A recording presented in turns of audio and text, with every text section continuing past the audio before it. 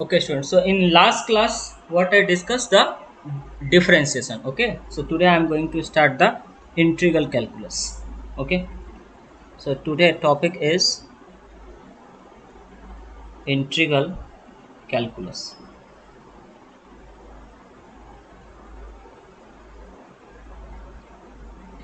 Integral calculus. Actually, the integral calculus ना it's a reverse process of differentiation. मैं इसको अगर simple तरीके से लिख दूँ तो मैं लिख सकता हूँ the integration is the reverse process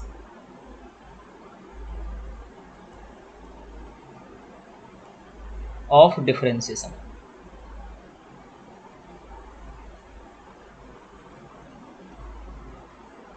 Okay बच्चे, so the integration is actually a reverse process of differentiation. तो सर मेन तुम लोग के दिमाग में आएगा सर हम लोग ये इंटीग्रल कैलकुलस पढ़ क्यों रहे हैं, ठीक है ना। सबसे मेन चीज़ है ये क्लियर होना चाहिए कि हम लोग पढ़ क्यों रहे, क्योंकि देखो आपको मैं फिजिक्स में पढ़ा रहा हूँ, इसका मतलब इसका कुछ ना कुछ इम्पोर्टेंस होगा, है ना।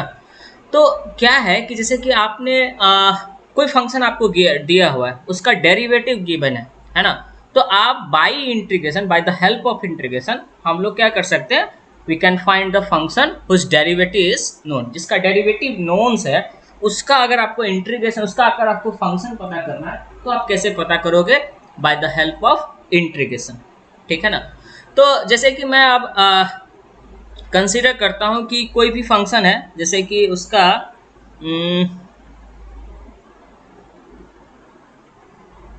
अगर मैं बोलूं कि एक फंक्शन है F of X, capital F of X, okay, और जिसका डिफरेंशिएशन मैं लिख देता हूं हुज डिफरेंशिएशन, इसका डिफरेंशिएशन आपको गिवन है, whose differentiation with respect to X is equal to F of X, ऐसा गिवन है, ठीक है ना। एक कोई फंक्शन है एफ ऑफ एक्स जिसका differentiation small F of X आपके पास है, तो अगर आपको वो फंक्शन एफ ऑफ एक्स पता करना है तो आप कैसे पता करोगे, इसके लिए हम लोग ये इंटीग्रल पढ़ रहे हैं यहाँ पे, है ना। सो अगर आपने इसको F of X D x करोगे तो आपको क्या मिल जाएगा, कैपिटल एफ ऑफ एक्स और प्लस एक कांस्टेंट मिलता है, ठीक है। तो आपको मैथ्स वाले सर बताएंगे इस कांस्टेंट का इंपॉर्टेंस क्या है, सब कुछ हम लोग को फिजिक्स में जो है सो इतना जरूरत पड़ता है। कभी कभी बहुत, जब आप हाई लेवल फिजिक्स पढ़ोगे, जनरली 11-12 में बहुत ज़्यादा फोकस करने की जरूरत नहीं है इस कांस्टेंट पे, ठीक है। तो अगर आपके पास किसी भी फंक्शन, जैसे कि एक function F of x given है, उसका डिफरेंशिएशन गिवन है, एक्चुअली आपको एफ ऑफ एक्स है जिसका डिफरेंशिएशन आपके पास गिवन है स्मॉल एफ ऑफ एक्स, तब अगर आपको मेन फंक्शन पता करना है जिसका डिफरेंशिएशन गिवन है, तब आप क्या करते हो, इंटीग्रेशन का यूज करते हो। और ये सी क्या है, दिस इज द कांस्टेंट, ये क्या है आपका कांस्टेंट, ठीक है बच्चे, ये क्या है हमारा कांस्टेंट। मैं आपको पहले क्या करता हूं, पहले इनडिफिनिट पढ़ाऊंगा, एक्चुअली जो है इंटीग्रल उसका इनडिफिनिट और डिफिनिट इंटीग्रेशन आपको पढ़ना होता है, ठीक है ना। तो मैं आपको पहले डिफिनिट और सबसे पहले तो बेसिक्स फार्मूला कुछ पढ़ा देता हूँ जो बहुत ज़्यादा रिक्वायर्ड है ना। तो मैं यहाँ पे लिख देता हूँ, मैं सारे फार्मूला नहीं पढ़ाऊंगा, आपको मैथ्स में पढ़ाया जाएगा, हम लोग सिर्फ मेनली वही पार्ट्स पढ़ेंगे जिसका फिजिक्स में बहुत ज़्यादा रिक्वायर्ड होता है ना। तो बेसिक मैं इसलिए ऐड कर दिया हूँ क्योंकि मैं सारे फार्मूले नहीं लिख रहा हूँ, बेसिक्स फार्मूले ऑफ इंटीग्रेशन, ठीक है ना। अब क्या क्या है, जैसे कि बहुत ज़्यादा यूज़ होने वाला, जैसे कि मैं फर्स्ट लिखता हूँ, आपको पता है अगर ये एक्स एन डी एक्स, मैं आपको जब डिफरेंशिएशन भी पढ़ाया था तो आपको पढ़ाया था कि कोई function X to the power N है, तो क्योंकि देखो जब भी आप क्वाड्रेटिक पढ़ोगे या आप ट्रिपल पावर में कुछ भी ऐसा फंक्शन पढ़ रहे हो जिसमें पावर्स आएगा, तो इसलिए हम लोग ये पढ़ रहे हैं, वो बहुत ज़्यादा यूज़ होता है, ये सबसे ज़्यादा यूज़ होगा। मैं आपको फर्स्ट चैप्टर जो कैलमेटिक्स पढ़ाऊंगा वहाँ पर भी देखोगे ये बहुत ज़्यादा यूज़ हो रहा है ना। तो इसका जो इंटीग्रेशन होता है वो होता है आपका x to the power N plus 1 divided by N plus 1 plus c, ये होता है। पहले मैं फार्मूला लिख देता हूँ, उसके बाद जो है सो आप लोग, और हाँ ये फार्मूला जैसे आपने डिफरेंशिएशन का फार्मूला याद किया उस तरह से आपको इंटीग्रेशन का भी फार्मूला याद करना पड़ेगा। तो integration of X to the power N D X, इसका इंटीग्रेशन क्या होता है, X to the power N plus 1 divided by N plus 1। और बहुत ज़्यादा कॉमन फंक्शन क्या क्या है, साइन एक्स, आपको बहुत ज़्यादा इसका जरूरत पड़ जाएगा, है ना। हमने इसका डिफरेंशिएशन भी देखा था। तो साइन एक्स का इंटीग्रेशन देखते हैं, minus of cos x, minus of cos x plus c. अब देखो इस तरह से भी आप याद रख सकते हो, कैसे, cos x का डिफरेंशिएशन क्या था? cos x का differentiation minus of sin x। तो यहाँ पर हम लोग sin x का इंटीग्रेशन कर रहे हैं तो क्या आ रहा है? Minus of cos x। तो आपको पता चल रहा है कैसे ये रिवर्स प्रोसेस है, ठीक है। उसके बाद जो थर्ड नंबर पे जो हम लोग का यूज आता है, ऐसा cos x लिखते हैं, cos x dx। तो cos x dx का इंटीग्रेशन जो होता है वो होता है sin x प्लस c। आपने देखा था sin x का डिफरेंशिएशन क्या था? cos x। अब मैं फटाफट लिख देता हूँ, उसके बाद जो है सो आप याद कर लोगे सबको। उसके बाद जो बहुत काम आता है वो है sec स्क्वायर x dx। क्यों? क्योंकि इसका ये किसका डिफरेंशिएशन था? 10x का। आप लोग को याद होगा 10x का, ये हो जाएगा 10x प्लस c। अच्छा, एक और जो बहुत ज़्यादा कॉमनली हम लोग यूज़ करेंगे वो था 1/x dx। आपने देखा था ln x का डिफरेंशिएशन क्या था? 1/x। तो 1/x का इंटीग्रेशन क्या हो जाएगा बच्चे? ln x plus c। मैं प्लस c लिखते जा रहा हूँ, ठीक है। 6 नंबर पे कॉमनली क्या लिखे थे हम लोग? e⁻x dx। क्या था बच्चे इंटीग्रेशन, सॉरी डिफरेंशिएशन e⁻x का?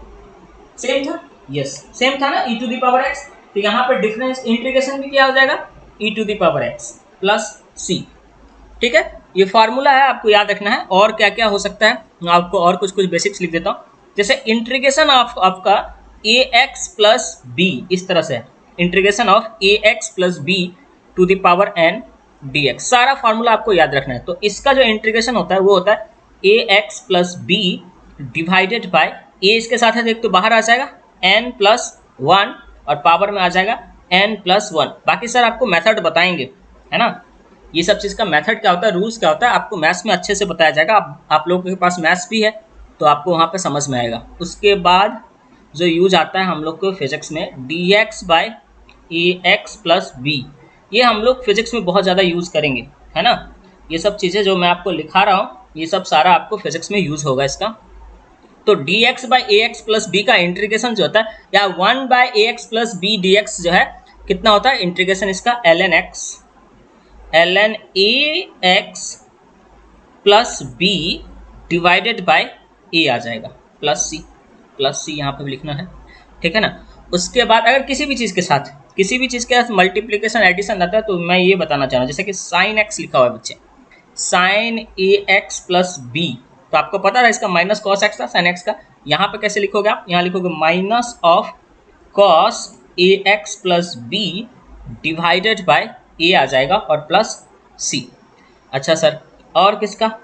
और integration of cos ax plus b, इसका इंटीग्रेशन आपका क्या आ जाएगा?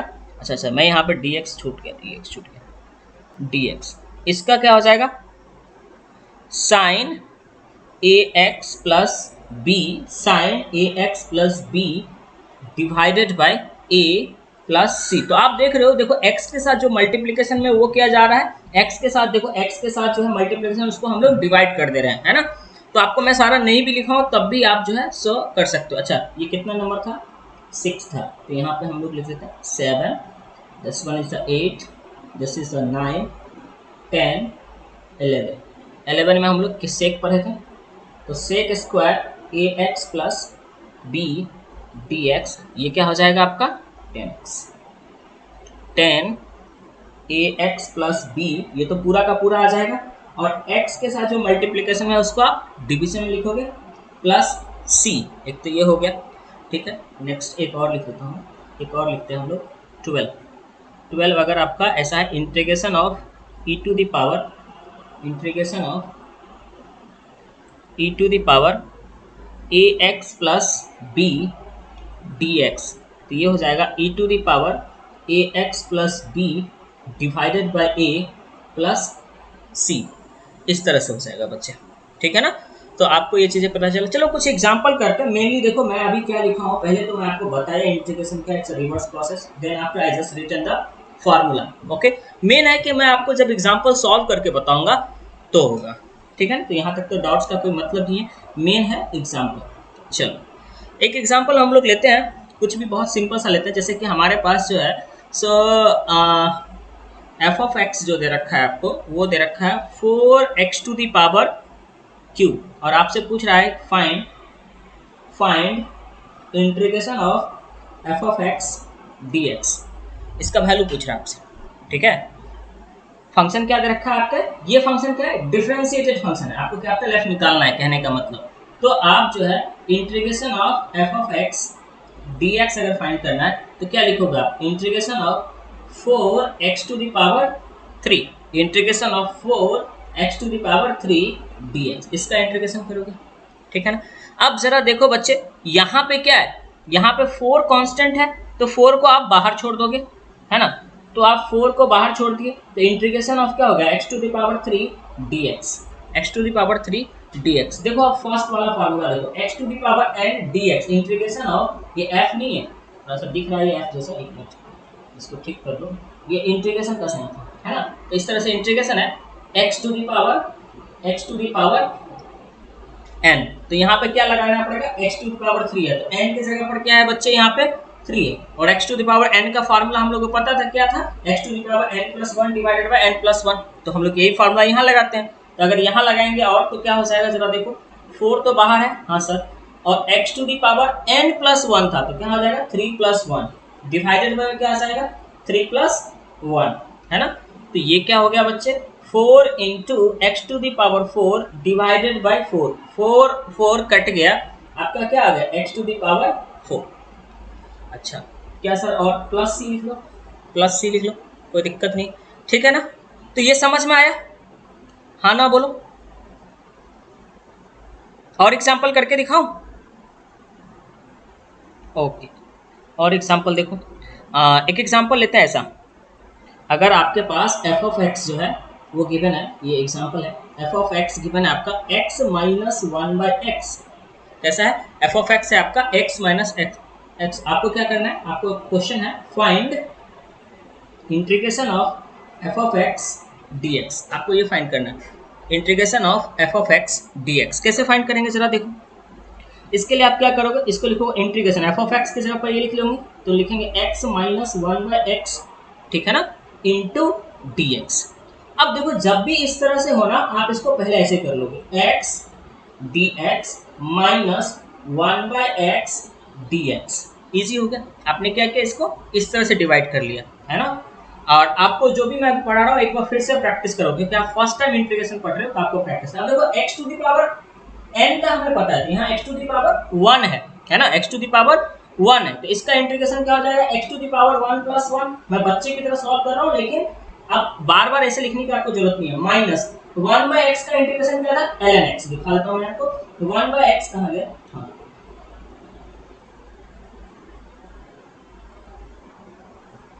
1 बाई एक्स का क्या था बच्चे, ln x, ठीक है ना। तो देखो हम लोग यहाँ 1 बाई एक्स आ गए dx, तो इसका क्या हो जाएगा ln x, प्लस में क्या आ जाएगा एक कांस्टेंट c, जब भी आप इंटीग्रेट कर रहे हो तो प्लस में एक कांस्टेंट आप इस तरह से c चिपका दोगे, तो आपका आंसर क्या होगा, x square divided by 2 minus of ln x plus c। समझ में आ रहा है आपको, ठीक है। और इंटीग्रेशन और चाहिए क्या आपको, ये बताओ, आ गया, ठीक है। मैं अब आपको ना एक दो होमवर्क देता हूँ, इस पर आप करना। तो ये एग्जाम्पल नहीं है, ये होमवर्क है,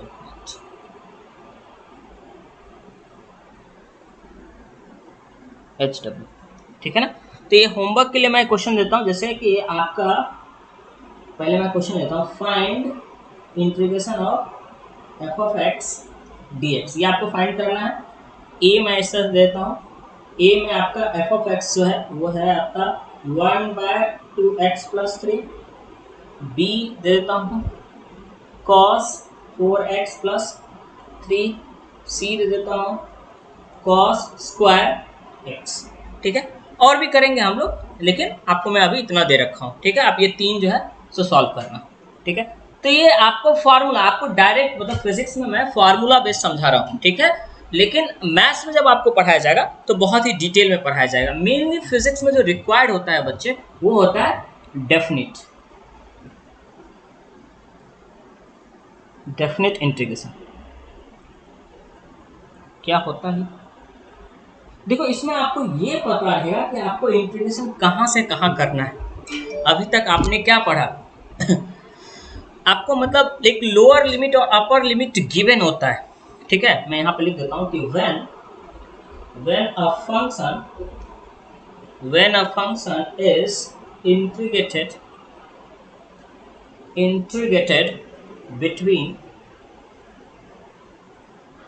between a lower and upper limit, मतलब क्या, मैं आपको बताता हूँ। Upper limit it is called definite integral.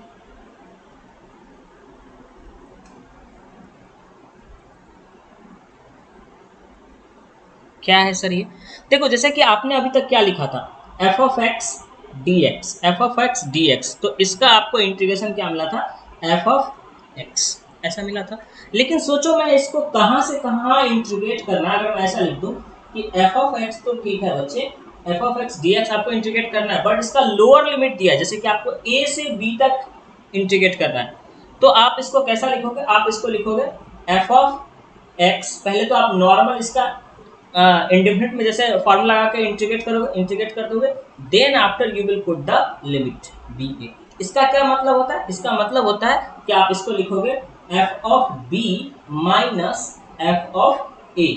Example देके बताऊंगा तो समझ में आएगा। एग्जाम्पल से भी पहले मैं आपको थोड़ा सा इसको ग्राफिकल मेथड से समझाता हूँ। ये क्या हुआ, थ्योरेटिकल मेथड से हो गया, मैं इसको ग्राफिकल मेथड से समझाता हूँ। एक बार फिर से बोल रहा हूँ क्या है। देखो when a function is integrated between lower, इसको मैं अंडरलाइन कर रहा हूं, देखो लोअर एंड अपर लिमिट, कहां से कहां इंटीग्रेट करना ये आपको पता होना चाहिए, है ना। जो अभी हम लोग पढ़ रहे थे, जो इधर पढ़ा हमने, यहाँ पे कोई लिमिटेशन नहीं है, आप जस्ट इंटीग्रेट करिए, और जस्ट इंटीग्रेटिंग है। बट इन दिस केस यहाँ पे क्या है कि एक आपके पास लिमिट गिवन है कि आपको यहीं से यहीं तक इंटीग्रेट करना है। जैसे कि आप एक कार ड्राइव कर रहे हो, है ना, आप एक कार को ड्राइव कर रहे हो बच्चे, और उसको आपने t equal to 2 second to t equal to 10 second के बीच वो कितना डिस्टेंस या कितना डिस्प्लेसमेंट कवर किया है, आपको ये निकालना होगा। तो आपके पास लिमिटेशन है कहाँ, 2 to 10, मैंने क्या बोला, 2 से 10 सेकेंड के बीच। तो वो जो 8 सेकेंड है बीच का, उस बीच में कितना डिस्टेंस कवर किया, तो वो आपको लिमिट पता होना चाहिए, ठीक है ना। अगर मैं इसको ग्राफिकल मेथड से आपको शो करूँ तो ज्यादा अच्छे से फील आएगा। इसको कहते हैं एरिया अंडर द कर्व भी, और डेफिनेट इंटीग्रेशन का जो है सो इसको हम लोग शो करते हैं क्या, एरिया अंडर अ कर्व, ठीक है, एरिया अंडर अ कर्व। क्या कहना चाहते हैं सर, देखो मैं आपको बना कर दिखाता हूँ, समझ में इस तरह से। अगर मैं बोलूँ कि ये y एक्सिस है और ये मैंने x एक्सिस ले लिया, ठीक है, और आपके पास एक फंक्शन गिवन है y equal to capital f of x, ऐसा है, ठीक है ना। तो आप मान लो इस तरह से एक ग्राफ बनाते हो बच्चे, इस तरह से आपने एक ग्राफ बनाया, ठीक है ना। अब इस ग्राफ में जो एरिया निकालना है, एरिया अंडर दिस ग्राफ आपको फाइंड करना है, जो कि a और b के बीच में, जैसे x equal to a to x equal to b के बीच में आपको अगर एरिया फाइंड करना है, if you want to find this area, आपको अगर ये एरिया फाइंड करना है, तो इस केस के लिए आप क्या लिखोगे, आपको अगर ये एरिया चाहिए तो ये एरिया जो है, ये एरिया आप कैसे फाइंड करोगे, ये एरिया के लिए आप लिखोगे यहाँ पे जो एरिया हमने वहाँ पर रखा है, वो एक्चुअली क्या होगा, integration of F of X D x, कहाँ से कहाँ, ए टू बी। तो आपको ये जो सैडेड एरिया है ये मिलेगा। अच्छा सर ये कैसे मिलता है, जरा मैं आपको बताता हूँ।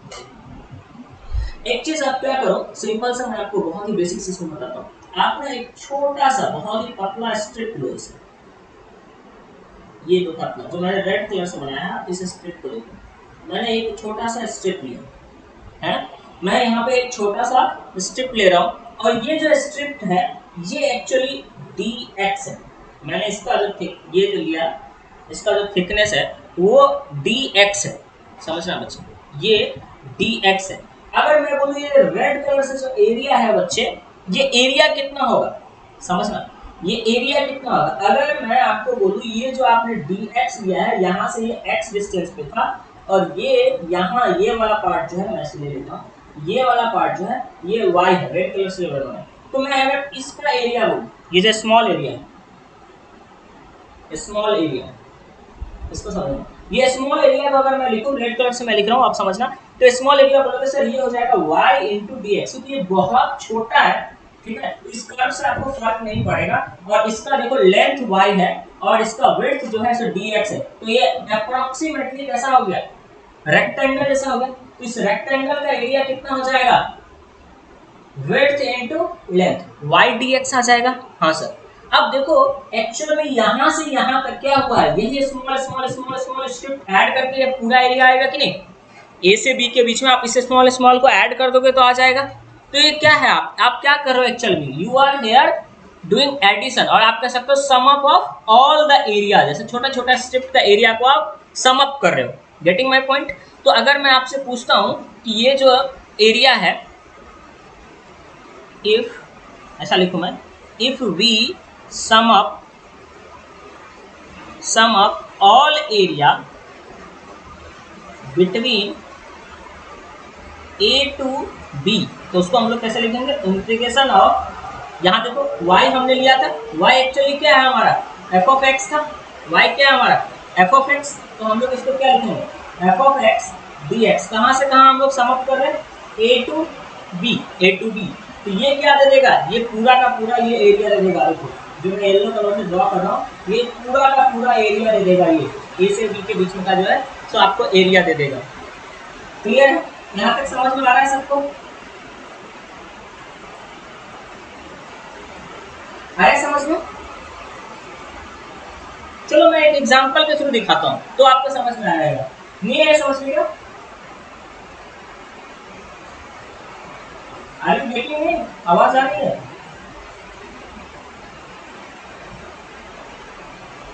क्या हुआ, ओके देखो मैं एक एग्जांपल लेता हूँ तो आपको समझ में आएगा, ठीक है ना, एक एग्जांपल लेता हूँ तो और अच्छे से समझ में आएगा। जैसे कि मैं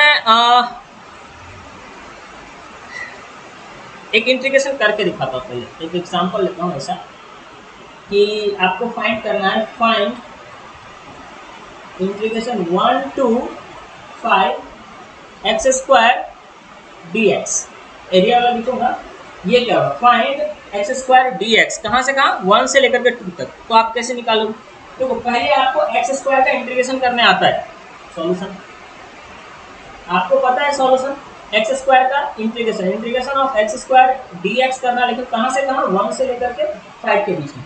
तो आप इसका इंटीग्रेशन करना आपको पता है कि x to the power 3 divided by 3 हो जाएगा, क्यों, x का पावर 2 है, तो x to the power 2 plus 1 divided by 2 plus 1 करोगे क्या आ जाएगा, x to the power 3 divided by 3 आ जाएगा। ठीक है सर, इसमें लिमिट कहाँ से कहाँ, 5 और 1, लिमिट कहाँ से कहाँ, 5 और 1। अच्छा तो एक बार आप 5 पुट करो, 5 पुट करोगे तो क्या हो जाएगा, 5 to the power 3 divided by 3 minus, फिर 1 पुट करो, 1 to the power 3 divided by 3 कितना आ गया, 5 टू द पावर 3 कितना होता है, 125 divided by 3 minus of 1 to the power 3 1 ही होता है डिवाइडेड बाय 3, इससे क्या आ जाएगा 124 डिवाइडेड बाय 3। अब 124 को आप अगर चाहो तो कट कर लो, ऐसे लिख लो, दिस इज द आंसर। इस टाइप का अगर इंटीग्रेशन देगा तो यही आंसर हो जाएगा, है ना। अच्छा सर आप कोई ऐसा आप एरिया वाला एग्जांपल लेके बताओ, एरिया कैसे निकालते हैं। देखो आपको मैं एक सिंपल सा एरिया वाला एग्जांपल लेता हूँ, पहले तो आप इसको नॉर्मली कर सकते हो तो आपको प्रूफ भी पता चलेगा कि हाँ किस तरह से।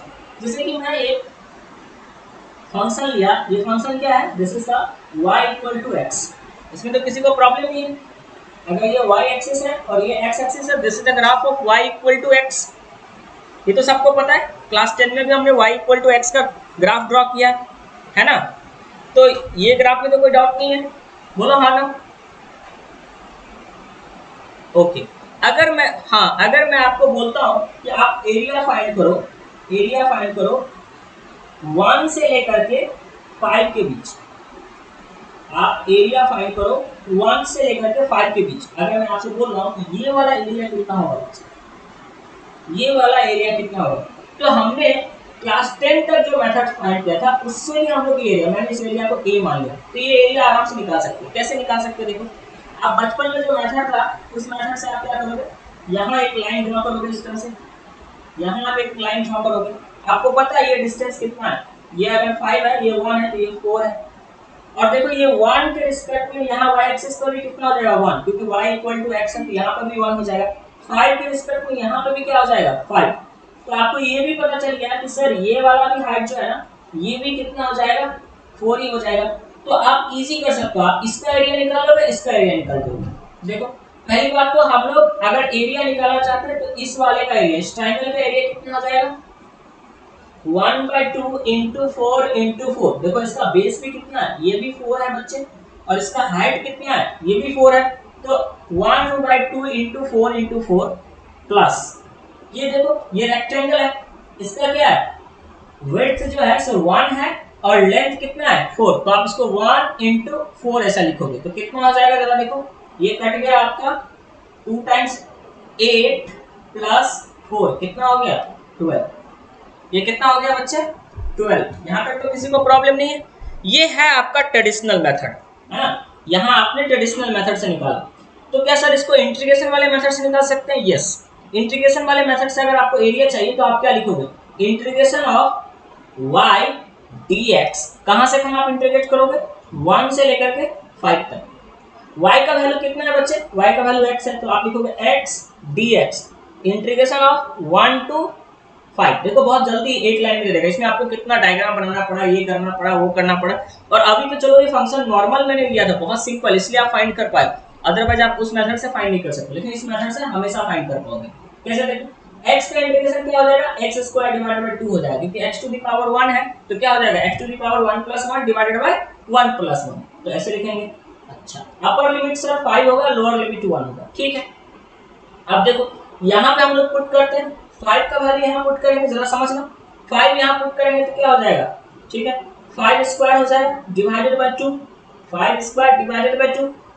उसके बाद क्या हो जाएगा माइनस 1 स्क्वायर डिवाइडेड बाय 2। हम लोग क्या कर रहे हैं, एक बार 5 पुट कर रहे हैं फिर सब्ट्रैक्ट कर रहे हैं, जब 1 पुट करके कर रहे हैं। अब देखो इसको सॉल्व करो, सॉल्व करेंगे 2 एलसीएम हो जाएगा, ये हो जाएगा 25 माइनस ऑफ 1 कितना हो जाएगा बच्चे 24 डिवाइडेड बाय 2 कट जाएगा, हाउ मच टाइम 12। देखो यहाँ पर भी आंसर कितना था बच्चे 12, यहाँ कितना आंसर आया 12। तो आपको एक चीज पता चला कि ये इंटीग्रेशन है, इंटीग्रेशन क्या कर देता है हम लोग को, बहुत ही आसान से एरिया दे देता है। समझ में आ रहा है कि नहीं, हाँ ना बोलो। हाँ तो ये यहाँ से, हाँ यहाँ से आप इजीली एरिया कैलकुलेट कर पा रहे हो, ठीक है। हम लोग और भी एग्जांपल करेंगे, ऐसा नहीं है कि ये हो गया, और एग्जांपल करेंगे, हम लोग कर रहे हैं अभी। तो आपको ये चीजें समझे, कुछ फिजिक्स के एग्जांपल भी करेंगे। वैसे हमारा जो नेक्स्ट चैप्टर में आपको स्टार्ट करूंगा कैनेमैटिक्स, वहां पे ये सब बहुत जरूरत होगा, जो इंटीग्रेशन और डिफरेंशिएशन, वेक्टर, हम लोग ये 3 चीजें पढ़ रहे हैं ना, ये वेक्टर, डिफरेंशिएशन और इंटीग्रेशन के बिना आप फिजिक्स नहीं पढ़ सकते हो, है ना। यही बेस है और इसको आपको यूज करना ही पड़ेगा, इसका कोई और शॉर्टकट नहीं है ना। आप किसी और तरीके से चाहोगे कि इसको अवॉइड करके फिजिक्स पढ़ ले तो आप नहीं पढ़ सकते। स्पेशली अगर आप IIT जेईई नीट इस सब का तैयारी कर रहे हो तब तो नहीं कर सकते। अच्छा ठीक है, नेक्स्ट एग्जांपल लेने से पहले मैं कुछ चीजें और बताता हूँ, इसका इंटीग्रेशन का यूज क्या होता है। एक्चुअली में जब आपको एवरेज वैल्यू निकालना पड़ेगा, नॉर्मल रहता है जैसे कि मैं आपको बोलूँ एक बच्चे के पास 5 मैंगो है, एक बच्चे के पास 3 मैंगो है, तो आपको एवरेज वैल्यू निकालना है। तो आप क्या करते हो 5 + 3 डिवाइडेड बाय 2, 2 आदमी के बीच में डिवाइड करना है, 2 कर देते हो, आप बोलते हो सर एवरेज 4 है, ये निकालना है, इजी है। लेकिन कोई कंटिन्यूअस फंक्शन है, मैं आपको एग्जांपल लेके बताऊंगा, मैं आपको पहले देता हूँ क्या कर रहे हैं हम लोग पढ़ रहे हैं कि average value of a continuous function in an interval. अगर कोई इंटरवल में आपको एवरेज वैल्यू निकालना है कंटिन्यूअस फंक्शन का तो कैसे निकालेंगे, तो y एवरेज का जो फॉर्मूला होता है बच्चे ये बहुत काम आने वाला है, आप लोग याद करना। और बहुत सारे, ऐसा नहीं है सिर्फ फिजिक्स में ही काम आएगा, मैथ्स में भी इसको बेस्ट डायरेक्ट क्वेश्चन आ जाता है। a b, आपको a से b के बीच में निकालना है, divided by integration of dx a b, ये फार्मूला याद रखना है, ठीक है ना। या आप इसको सिंपली यहाँ देखोगे तो इसका वैल्यू क्या आएगा x, तो कहीं कहीं आपको बुक में ये फार्मूला इस तरह से लिखा हुआ मिल जाएगा, y dx a to b divided bye b minus a, इस तरह से लिखा हुआ आपको मिल सकता है ना। एग्जाम्पल लेके बताऊंगा तब समझ में आएगा, ठीक है। एक एग्जाम्पल लेता हूँ फिर आपको समझ में आएगा। देखो एग्जांपल लेकर बताता हूँ। अगर मैं बोलूँ कि find the average value of y equal to 2x plus 3, थोड़ा मैं सिंपल ले लिया, y equal to 2x plus 3 in the interval of 0, अगर x आपका वेरी कर रहा है 0 से 1 के बीच। अब देखो बचपन में आप लोग एवरेज निकालते थे, लेकिन अगर आपके पास क्वेश्चन ऐसा आ गया, सोचो क्वेश्चन आपके पास ऐसा आ गया कि find the average value of y equal to 2x plus 3 in the interval of 0 to 1। जब आपका x वेरी कर रहा है 0 से 1 के बीच में, उस केस में आपका एवरेज वैल्यू क्या आएगा, ऐसा क्वेश्चन हो सकता है। तो इस क्वेश्चन को सॉल्व कैसे करेंगे मैं आपको बता रहा हूँ। सेम इस मेथड से करेंगे। हमारे पास क्या है सॉल्यूशन, y एवरेज का फार्मूला है बच्चे, y एवरेज का फार्मूला है क्या है, इंटीग्रेशन ऑफ y dx, कहां से कहां, इस बार चाहिए 0 से 1 डिवाइडेड बाय, मैं यही लिख देता हूं डायरेक्ट, तो मैक्सिमम वैल्यू 1 है, लोअर वैल्यू 0 है, तो 1 माइनस 0 कर देंगे, तो अब इसका काम खत्म हो गया। इसका मतलब बच क्या गया, y की जगह पर आप ये वैल्यू रखोगे, ये सर 2x प्लस 3, y की जगह हम लोग रख रहे हैं 2x plus 3 into dx, integration कहां से कहां 0 to 1, नीचे में बाई में 1 है तो मैं इसलिए इसको हटा दिया, आप चाहो तो बाई में 1 लिख सकते हो, कोई मतलब नहीं होता लिखने का, तो इतना बच गया। अब इसको मतलब इंटीग्रेट करो, आपका काम हो जाएगा। तो इसको इंटीग्रेट करना भी बहुत इजी है, देखो कैसे इजी है बच्चे। यहाँ देखो 2 कांस्टेंट है, 2 कांस्टेंट है, तो आप पहले तो इसको चाहो तो आप लोग अभी फर्स्ट टाइम कर रहे हो तो आप इसको 2 भाग में डिवाइड कर सकते हो, मैं अभी डायरेक्ट करता हूँ, आप लोग इसको डिवाइड करके करना कोई दिक्कत नहीं। तो आप इसको लिख सकते हो 2x² divided by 3, 2x² divided by 2 not 3, इसका हो जाएगा x² डिवाइडेड बाय 2 और प्लस क्या हो जाएगा ये 3, इसके साथ कुछ नहीं है dx, तो क्या आ जाएगा x आ जाएगा, ठीक है ना, x आ जाएगा। और लिमिट आप कहां से कहां पुट करोगे बच्चे, लिमिट पुट करोगे 1 और लोअर लिमिट पुट करोगे 0। अब देखो एक बार जब आपने 1 पुट किया तो x की जगह पर 1 रखा तो क्या आ गया 2 आ जाएगा इंटू 2, 2 से 2 तो कट ही जाएगा, ये 2 2 तो कट गया, तो यहाँ क्या आ गया बच्चे 1 स्क्वायर, मैं लिख नहीं रहा हूँ 1 का स्क्वायर 1 ही होता है, प्लस यहाँ पे x की जगह पर 1 पुट करोगे तो क्या आ जाएगा 3, ठीक है सर, माइनस जब आप एक बार 0 पुट करोगे तो ये भी 0 ये भी 0, तो डायरेक्ट 0 लिख देता हूँ। इसका मतलब इसका आंसर कितना आ गया 4, आंसर कितना आ गया 4, देखो 1 प्लस 3 कितना आ जाएगा बच्चे 4। तो हम लोग क्या कर सकते हैं, the average value of this one between 0 to 1 कितना होता है बच्चे 4। आया समझ में, बोलो आ रहा है समझ में आपको, हाँ। अच्छा सर ये ऐसे एक्चुअली काम कहाँ आएगा, देखो जब मैं आपको अल्टरनेटिंग करंट्स पढ़ाऊंगा ना, थोड़ा सा एक एग्जांपल और बताता हूँ, फिजिक्स से बताता हूँ इस बार, वो तो नॉर्मल ले लिया था। अगर फिजिक्स जब आप पढ़ोगे, एग्जांपल लेते हैं, फिजिक्स जब पढ़ोगे तो आपको मैं बताऊंगा कि अल्टरनेट करंट का एवरेज वैल्यू निकालने के लिए कैसा, मैं एक क्वेश्चन लेता हूँ फिजिक्स का कि जैसे the average value of AC, AC क्या होता है अल्टरनेटिव करंट, अल्टरनेट करंट का इक्वेशन होता है I equal to I not sine omega t. आपको पता होना चाहिए कि हम लोग पढ़ कर रहे हैं, है ना, टी in time interval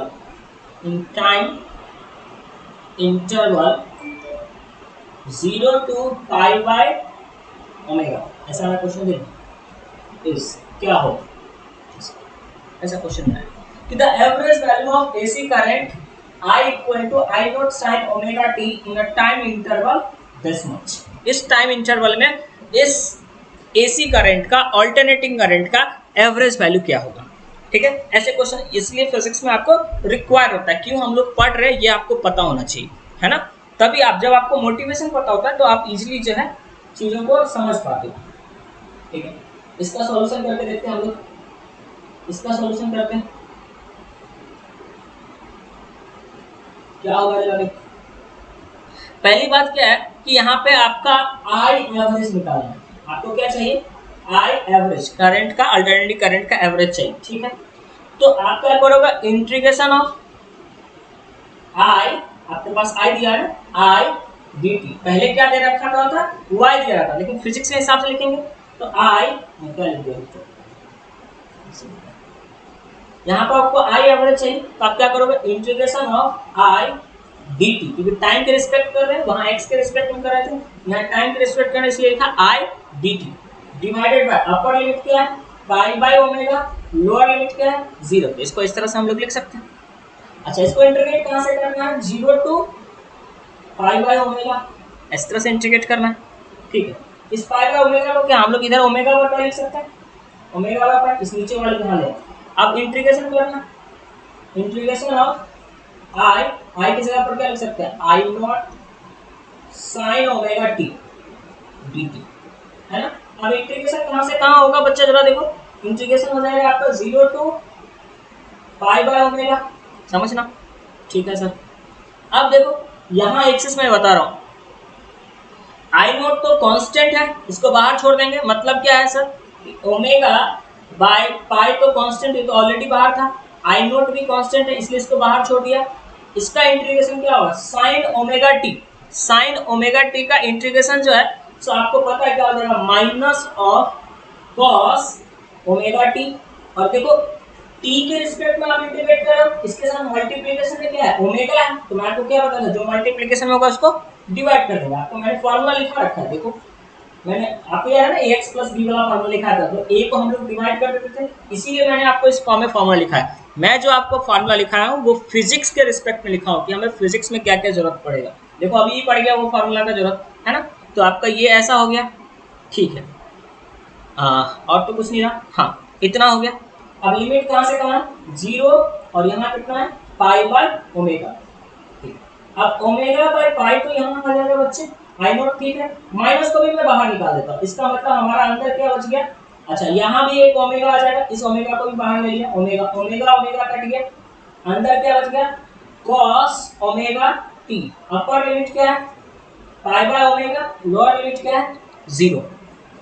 अब देखो यहाँ हमारे पास बचा है minus of I naught divided by पाई, ठीक है, और अब हम लोग लिमिट रखेंगे, पहला रखोगे पाई बाय ओमेगा, पहला क्या रखोगे पाई बाय ओमेगा, तो क्या लिखोगे cos पाई, यहाँ क्या था cos ओमेगा, cos ओमेगा, और t के जगह पर आप क्या रखोगे pi by omega minus cos, फिर लिखोगे आप cos ओमेगा इंटू 0 0, ऐसा, देखो ये ओमेगा ओमेगा कट गया और ये पूरा को 0 बना दिया, तो आप जरा देखते हैं अब क्या आ जाएगा I naught by pi, minus sine आएगा, इसमें कोई बुराई नहीं है, ठीक है। अब जरा देखो अंदर क्या क्या आ रहा है, इस पर गौर करें, cos पाई बच गया, cos पाई का वैल्यू मैंने आपको कैलकुलेट करने का बताया था मेथड, क्या होता है माइनस ऑफ 1, और cos 0 का वैल्यू कितना होता था 1। अब देखो इसको आप क्या लिख सकते हो, इसको लिख सकते हो आप माइनस ऑफ, माइनस साइन को मत हटाना, आई नॉट डिवाइडेड बाय पाई, तो ठीक है, और ये कितना हो गया इंटू -2, माइनस माइनस कट गया, तो यहाँ से आंसर कितना आ गया 2 I naught divided by pi, answer क्या आ गया आपका 2 I naught divided by pi, तो this is the average value.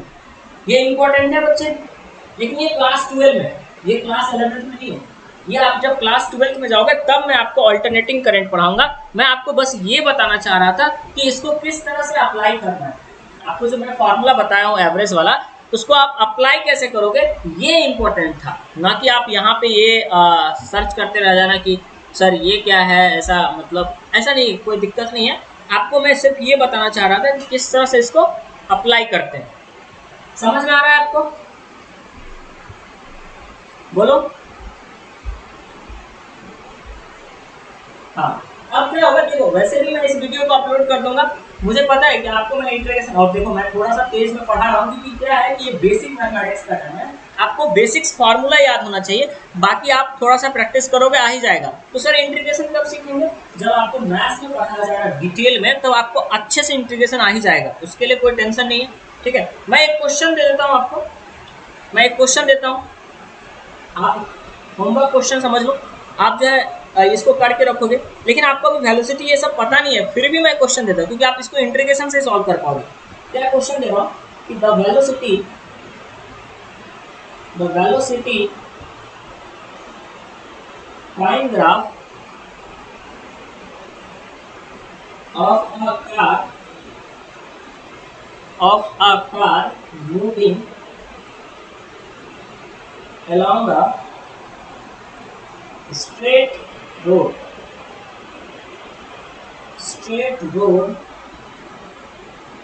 is shown in figure. Figure बनाता हूँ. Is shown in figure. The average velocity of the car in first 25 second is क्या होगा आपको निकालना. देखो मैं ग्राफ बना देता हूँ इस क्वेश्चन के लिए. क्वेश्चन को सॉल्व करके रखोगे आप. नेक्स्ट डे जो हम लोग डिस्कस करेंगे इसका. तो ग्राफ आपका इस तरह से दिखेगा और ऐसे क्वेश्चन आते हैं बच्चे, है ना. और अभी आपको सोचो मैंने कैलकुलेटिक्स नहीं पढ़ा है और फिर भी अगर आप सॉल्व कर पाते हो, मतलब बेसिक मैथ्स जिसको आता है वो भी इसको सॉल्व कर सकता है ना. तो ये है आपका 10, इसको लेते हैं हम लोग 20 और दिस इज द 25. इस पे इस एक्सिस पे हम लोग क्या लिए हैं, टाइम, और इस पे हम लोग क्या ले रहे हैं, वेलोसिटी. ठीक है ना. इस पे हमने वेलोसिटी लिया है, इस पे हमने टाइम लिया है. Is what. क्वेश्चन आपको समझ में. क्वेश्चन मैं फिर से पढ़ देता हूँ. क्या है, the velocity time graph is given. This is the velocity time graph. It is given okay of a car moving along a straight line. एक स्ट्रेट लाइन में मूव कर रहा है. ठीक है, ये दिखा रखा है. देन एवरेज, ये AVG लिखा हुआ है बच्चे, कंफ्यूज मत हो जाए. The average velocity of the car in first 25 second is. इस 25 सेकेंड में एवरेज वेलोसिटी क्या होगा. आपको फॉर्मूला पता है ना. आपको मैं यहाँ पे सॉल्यूशन नहीं बल्कि हिंट्स देता हूँ. आपको यहाँ पे हिंट्स लिख देता हूँ. हिंट्स क्या होगा कि आपको V एवरेज निकालना है, एवरेज वेलोसिटी निकालना है. ठीक है, अभी सिर्फ मैग्नीट्यूड की बात करें, डायरेक्शन आप रखेंगे क्योंकि स्ट्रेट लाइन में मूव कर रहा है, टेंशन है ही नहीं, है ना. तो यहाँ पे कहाँ से कहाँ इंटीग्रेट करना पड़ेगा, 0 to 25. 0 से 25 इंटीग्रेट करोगे, V dt डिवाइडेड बाई क्या लिखोगे आप, 25 माइनस 0, है ना. यही फॉर्मूला लगाना पड़ेगा. अच्छा देखो ये क्या है, ये क्या चीज बताता था. देखो मैंने आपको बताया जब समझा रहा था उस समय मैंने बताया था कि दिस इज व्हाट. ये क्या है बच्चे, area. Area under the graph. अच्छा सर, इसका मतलब अभी जो आप बता रहे हो, ये बता रहे हो V0 to 25 V dt और ये V का ग्राफ है सर. इसका मतलब है कि अगर अपन ये एरिया निकाल ले, ये वाला एरिया निकाल करके और यहाँ रख दे तो मजा आ जाएगा सर. हाँ, ये वाला एरिया निकाल करके आप यहाँ रख दोगे, आपको कैलकुलेट ही नहीं करना पड़ेगा, डायरेक्ट आंसर आ जाएगा.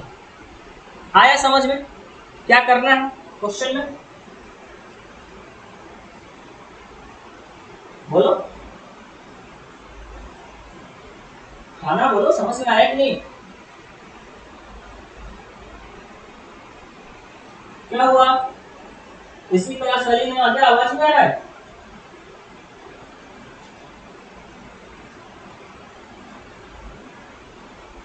Okay, I think network problem चला. ठीक है, आप लोग इसको सॉल्व करना. ठीक है, तो